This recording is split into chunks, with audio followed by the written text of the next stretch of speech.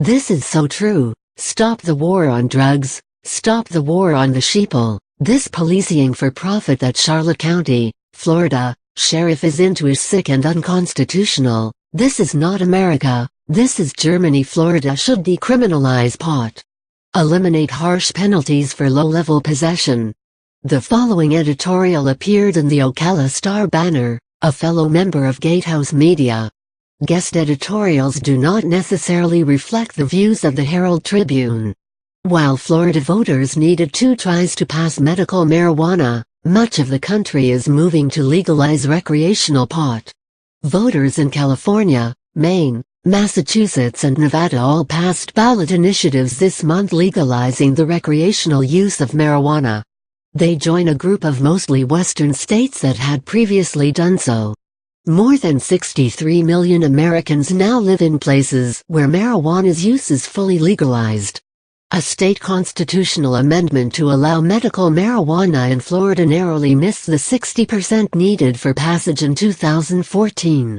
It was approved convincingly this election with more than 71% of the vote. 3 other states also passed medical marijuana on November 8, meaning medical marijuana has now been legalized in 28 states and the District of Columbia. When more than half the states have legalized medical marijuana, the country has passed a tipping point on the issue. The latest Gallup poll found support for full marijuana legalization has reached an all-time high of 60%, yet the federal government still lags behind public opinion. The Food and Drug Administration classifies marijuana among Schedule I substances such as heroin and LSD, which have been determined to have a high potential for abuse and no medical use.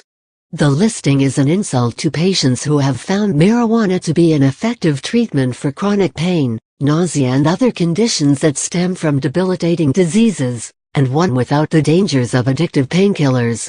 Some expected a change under President Barack Obama, who said he smoked pot as a teenager. Yet the Drug Enforcement Agency rejected a petition for reclassification in August, maintaining the same failed status quo that has been in place since President Richard Nixon declared a war on drugs.